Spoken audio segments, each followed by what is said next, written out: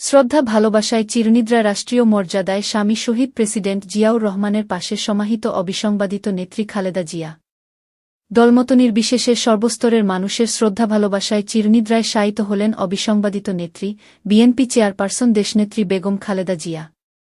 কোটি মানুষের অশ্রুজলে বিদায় নিলেন বাংলাদেশের স্বাধীনতা, সার্বভৌমত্ব ও গণতন্ত্রের অতন্দ্র প্রহরী তিনবারের এই প্রধানমন্ত্রী। জীবদ্দশায় তিনি দেশবাসীর উদ্দেশ্যে স্পষ্ট ভাষায় বলেছিলেন, এই দেশই আমার একমাত্র ঠিকানা। বিদেশে আমার আর কোনো ঠিকানা নেই। আমি কোথাও যাব না। অবশেষে নিজের দেশের মাটিতে সম্পূর্ণ রাষ্ট্রীয় মর্যাদায় অন্তিম শয়ানে শায়িত হলেন প্রিয় স্বামী শহীদ রাষ্ট্রপতি বীরুত্তম জিয়াউর রহমানের কবরের পাশে। জ্যেষ্ঠপুত্র ও বিএনপির ভারপ্রাপ্ত চেয়ারম্যান তারেক রহমান নিজ হাতে কবরে নামালেন মমতাময়ী মায়ের লাশ। কবরস্থ করার পর শ্রদ্ধা জানালেন পুষ্পমাল্য অর্পণের মাধ্যমে। স্বরাষ্ট্র উপদেষ্টা, আইন উপদেষ্টা, তিন বাহিনীর প্রধানগণসহ বিশিষ্ট ব্যক্তিরা কবরে ফুল দিয়ে শ্রদ্ধা জানান। এর আগে রাষ্ট্রের পক্ষে গার্ড অব অনার দেওয়া হয় বাংলাদেশের গণতন্ত্রের ইতিহাসে অমর হয়ে থাকা এই মহীয়সী নারীকে। অন্যায়ের কাছে কখনো আপস না করার উজ্জ্বল দৃষ্টান্ত বেগম খালেদা জিয়াকে গতকাল হৃদয় নিংড়ানো শ্রদ্ধা ও ভালোবাসা জানিয়েছে সমগ্র জাতি। জীবনে ও মরণে উভয় কালেই বিরল সম্মানে সম্মানিত হলেন তিনি। ঢাকা মহানগরীর সব রাস্তা যেন গতকাল এসে মিশেছিল মানিক মিয়া অ্যাভিনিউয়ে। কয়েকদিনের কুয়াশাচ্ছন্ন আবহাওয়ার পর গতকাল দুপুরে হঠাৎ সূর্যের উজ্জ্বল আলো ছড়িয়ে পড়ে। এর মধ্যে বেলা ঠিক ৩টায় মহান আল্লাহর নামে শুরু করে ৪ তাকবীরের জানাজার নামাজ শেষ করেন জাতীয় মসজিদ বাইতুল মোকাররমের খতিব মুফতি মোহাম্মদ আব্দুল মালেক। জানাজা শেষে সংসদ ভবন থেকে আইনশৃঙ্খলা রক্ষাকারী বাহিনীর কড়া নিরাপত্তায় জাতীয় পতাকায় মোড়া লাশবাহী গাড়িতে করে দেশনেত্রীর লাশ জিয়া উদ্যানে নেওয়া হয়। বিকাল ৪:৫টার দিকে শেরেবাংলা নগরে জিয়া উদ্যানে তার স্বামী শহীদ রাষ্ট্রপতি জিয়াউর রহমানের সমাধির পাশে সমাহিত করা হয় তাকে। বেগম খালেদা জিয়ার মৃত্যুতে ৩ দিনের রাষ্ট্রীয় শোক গতকাল শুরু হয়েছে। সারা দেশে জাতীয় পতাকা অর্ধনমিত রাখা হয়। সবাই কালো ব্যাজ পরিধান করেছে। গতকাল এ উপলক্ষে সাধারণ ছুটি ঘোষণা করে সরকার। এর আগে জাতীয় সংসদ ভবনের দক্ষিণ প্লাজায় জনতার মহাসমুদ্রে ইতিহাসের বৃহত্তম জানাজার নামাজ অনুষ্ঠিত হয় বেগম খালেদা জিয়ার। মানিক মিয়া অ্যাভিনিউয়ে স্থান নির্ধারণ করা হলেও তা ছাড়িয়ে পড়ে পশ্চিমে লালমাটিয়া, মোহাম্মদপুর, বাণিজ্য মেলার মাঠ, আগারগাঁও স্কুল কলেজের মাঠ, পূর্ব দিকে খামারবাড়ি, ফার্মগেট, দক্ষিণে ধানমন্ডি ৩-২ হয়ে কলাবাগানসহ আশপাশের সব মাঠ ও রাস্তাঘাট ছাড়িয়ে যায় মানুষের উপস্থিতি। এছাড়া অনেক এলাকায় মোবাইল ফোনে ইন্টারনেটে অনুসরণ করেও জানাজার নামাজে অংশ নেয় মানুষ। গতকালের এই জনসমুদ্রে কোথাও কোনো রাজনৈতিক স্লোগান ছিল না। জানাজায় আগত মানুষের মুখে ছিল লা ইলাহা ইল্লাল্লাহ সহ কলমা শাহাদাতের পবিত্র উচ্চারণ। জানাজার নামাজ শুরুর আগে সংক্ষিপ্ত বক্তব্য দেন তার প্রিয় সন্তান তারেক রহমান। ইসলামী রীতি অনুযায়ী মমতাময়ী মা বেগম খালেদা জিয়ার ঋণের দায়িত্ব নিলেন এবং অজ্ঞাতভাবে মায়ের ব্যবহারে কখনো যদি কারও মনে কোনো কষ্ট হয়ে থাকে সেজন্য ক্ষমা চাইলেন তারেক রহমান।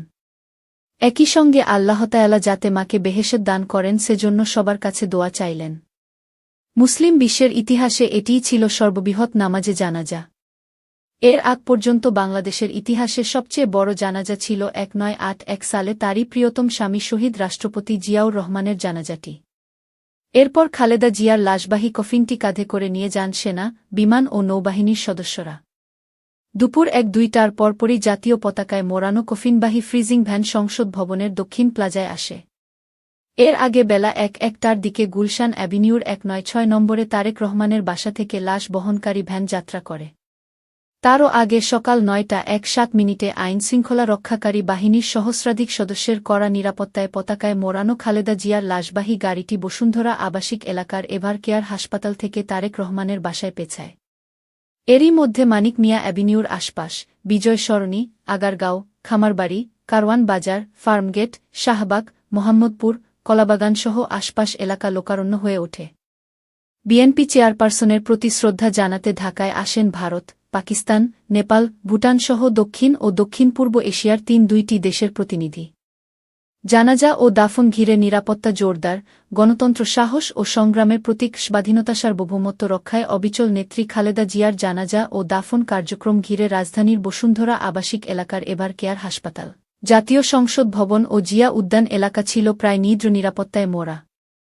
বিজিবির সদর দপ্তর থেকে পাঠানো বার্তায় বলা হয় রাত থেকে এভার কেয়ার হাসপাতাল, সংসদ ভবন ও জিয়া উদ্যান এলাকায় বর্ডার গার্ড বাংলাদেশের বিজিবি ২-৭ প্লাটুন সদস্য মোতায়েনের কথা। এছাড়া পুরো এলাকার নিরাপত্তায় সেনাবাহিনী, পুলিশ, র্যাবসহ আইনশৃঙ্খলা রক্ষাকারী অন্যান্য বাহিনীর সদস্যদের অবস্থান ছিল লক্ষণীয়। মায়ের কফিনের পাশে বসে কোরআন তিলাওয়াত করেন তারেক রহমান। গতকাল সকালে গুলশান অ্যাভিনিউয়ে ১৯৬ নম্বর বাসায় মায়ের লাশ নেওয়ার পর সেখানে তাকে শেষ শ্রদ্ধা জানান খালেদা জিয়ার পরিবারের স্বজনরা। সেখানে মা খালেদা জিয়ার কফিনের পাশে বসে পবিত্র কোরআন তিলাওয়াত করেন বিএনপির ভারপ্রাপ্ত চেয়ারম্যান তারেক রহমান। জানাজায় বিপুল মানুষ, ঢাকার রাস্তা লোকারণ্য, প্রায় কোটি মানুষের সমাগমে অবিসংবাদিত নেত্রী খালেদা জিয়ার নামাজে জানাজা সম্পন্ন হয়। রাজধানীর মানিক মিয়া অ্যাভিনিউতে বেলা ৩টায় তার জানাজার নামাজ শুরু হয়। শেষ হয় ঠিক ৩টা ৫ মিনিটে। তিনবারের সাবেক প্রধানমন্ত্রী খালেদা জিয়ার নামাজে জানাজায় অংশ নিতে মানিক মিয়া অ্যাভিনিউ ও আশপাশ এলাকায় সকাল থেকেই জড়ো হতে থাকে বিপুল মানুষ। মহানগরী ও আশপাশের জেলা ছাড়াও বিভিন্ন এলাকা থেকে দলে দলে মানুষ যোগদান করে জানাজায়। সরেজমিন দেখা যায় সংসদ ভবন এলাকা ছাড়িয়ে যায় জানাজা। সংসদ ভবন এলাকা থেকে কারওয়ান বাজার পর্যন্ত সড়কে বিপুল মানুষ জানাজায় অংশ নেয়। এছাড়া আসাদগেট থেকে মোহাম্মদপুর টাউন হলের কাছাকাছি, আগারগাঁও মেট্রো স্টেশন থেকে শিশু মেলার, শ্যামলী, কাছাকাছি পর্যন্ত সড়কে বিপুল মানুষ জানাজায় অংশ নেয়। এর আগে বিএনপি চেয়ারপারসন খালেদা জিয়ার জানাজাস্থলে উপস্থিত হয়ে সবার কাছে মায়ের জন্য দোয়া চান তার ছেলে তারেক রহমান। জানাজায় উপস্থিত বিপুল মানুষের উদ্দেশ্যে তারেক রহমান বলেন, দোয়া করবেন আল্লাহতায়ালা যাতে উনাকে বেহেশত দান করেন। দলের সিনিয়র যুগ্ম মহাসচিব রুহুল কবির রিজভীর পরিচালনায় খালেদা জিয়ার বর্ণাঢ্য রাজনৈতিক জীবনের সংক্ষিপ্ত ইতিহাস তুলে ধরেন বিএনপির জাতীয় স্থায়ী কমিটির সদস্য নজরুল ইসলাম খান।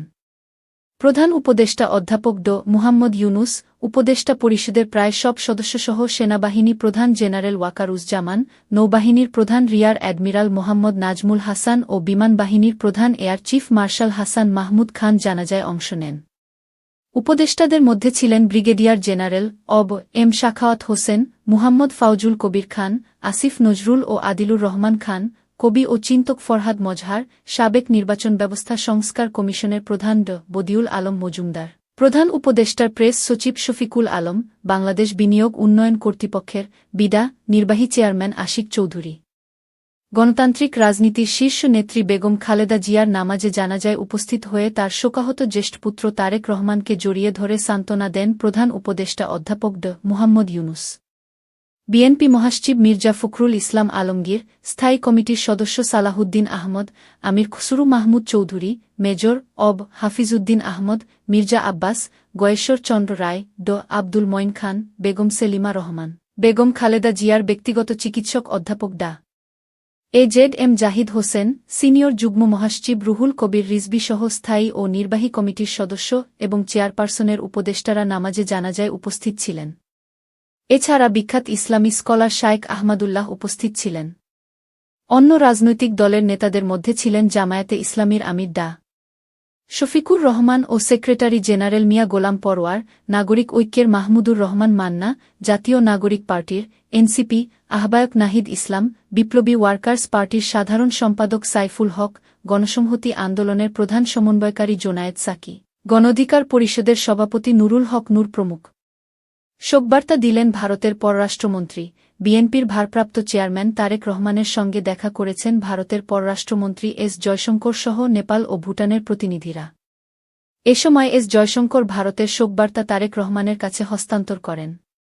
বিএনপির ভারপ্রাপ্ত চেয়ারম্যান তারেক রহমানের সঙ্গে দেখা করে সহমর্মিতা জানিয়েছেন পাকিস্তানের জাতীয় পরিষদের স্পিকার সরদার আয়াত সাদিক। শেষ সময়ে হাসপাতালি হয়ে উঠেছিল বাসস্থান। সাবেক প্রধানমন্ত্রী ও বিএনপি চেয়ারপারসন খালেদা জিয়ার জীবনের শেষ সময়টা কেটেছে হাসপাতালে নিবিড় পরিচর্যায়।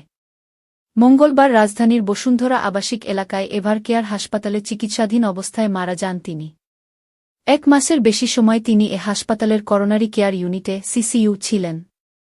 2024 সালের 5 আগস্ট ছাত্রজনতার অভ্যুত্থানে আওয়ামী লীগ সরকারের পতনের পর দিন নির্বাহী আদেশে কারামুক্তি পান অসুস্থ খালেদা জিয়া। উন্নত চিকিৎসার জন্য গত 7 জানুয়ারি তাকে যুক্তরাজ্যের লন্ডনে নেওয়া হয়। সেখানে 7 দিন অবস্থান ও চিকিৎসা শেষে 6 মে দেশে ফেরেন। দেশে ফেরার পর একাধিকবার শারীরিক নানান জটিলতার কারণে তাকে হাসপাতালে ভর্তি করা হয়। সব মিলিয়ে জীবনের শেষ সময়ে হাসপাতালই যেন হয়ে উঠেছিল তার বাসস্থান। শ্বাসকষ্ট বেড়ে যাওয়ায় ২-৩ নভেম্বর জরুরি ভিত্তিতে এভার কেয়ারে নেওয়া হয়েছিল খালেদা জিয়াকে। এর আগে ২-১ নভেম্বর সশস্ত্র বাহিনী দিবসের অনুষ্ঠানে যোগদান শেষে বাসায় ফেরার পথে অস্বস্তি বোধ করছিলেন তিনি। বহু বছর ধরেই Begum Khaleda Zia liver cirrhosis, arthritis, diabetes, kidney, ফুসফুস, চোখের সমস্যাসহ নানান জটিলতায় ভুগছিলেন। মঙ্গলবার সকাল ৬টার দিকে এভার কেয়ার হাসপাতালের চিকিৎসকদের সব চেষ্টা ব্যর্থ করে জাগতিক সমস্ত হিসাব-নিকাশ চুকিয়ে পরপারে চলে যান বাংলাদেশের রাজনীতির এক আপসহীন মহিয়সী নেত্রী বেগম খালেদা জিয়া।